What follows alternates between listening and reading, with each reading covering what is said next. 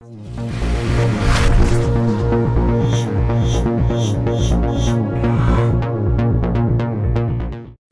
башындагы жаңылыктар топтому менен таанышып алыңыздар. Сиздер менен Акмарал Анарбекова, саламатсыздарбы?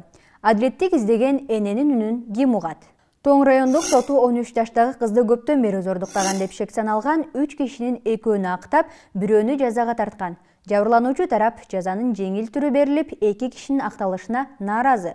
Алар райондук соттун чечимин жокко чыгарууну өтүнүп, жогорку инстанцияга кайрылмакчы. Бул тууралуу кыздын атасы билдирди.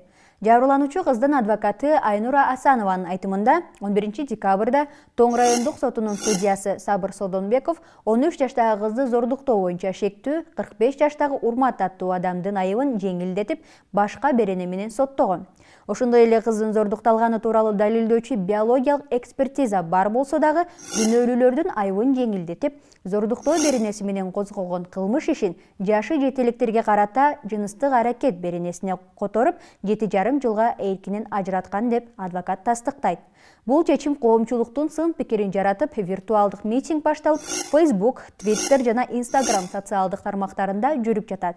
Бул митингти жарандык активисттер, аялдардын укуктарын коргоочулар жана катардагы жарандар демилге көтөрүшкөн. Ош шаарында контрабандалык схема аныкталды. Финполдун Ош шаары боюнча башкармалыгы кызмат адамдарынын таасири алдында системалык түрдө контрабандалык товарлардын алып кирүү фактысын аныктаган. Тагыраак айтканда 11 декабрь күнү Өзбекстандан элге керектелүүчү товарды жүктөп келе жаткан Volvo үлгүсүндөгү жүк ташуучуна Достук бажы бекетинен токтотулган.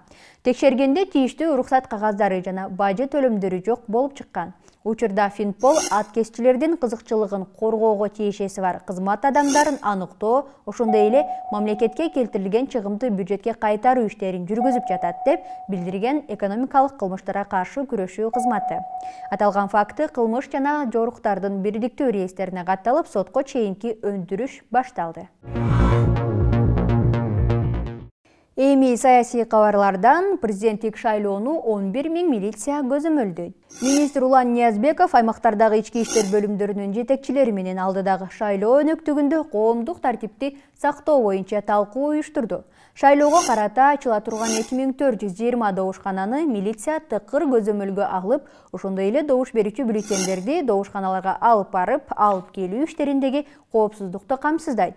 Жалпысынан 10 январга белгиленген президенттик шайлоого карата өнөктүктү 11 000 милиция кызматкери көзөмөлдөй турган болду.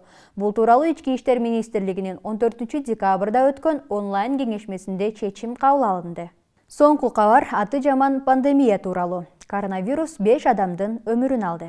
14 декабрга карата дагы 318 адамдан коронавирус илдети аныкталып, 5 киши каза болду. Бул тууралуу республикалык штабтан билдиришти. Урматтуу мекендештер, өзүңүздөрдүн жана жакындарыңыздардын саламаттыгы үчүн эрежелерди жакшы сактап, ден соолугуңуздарга кам көрүңүздөр. Ушуну менен жаңылыктар түрмөгүн жыйынтыктайм. Кийинки берүүгө чейин сак болуңуздар.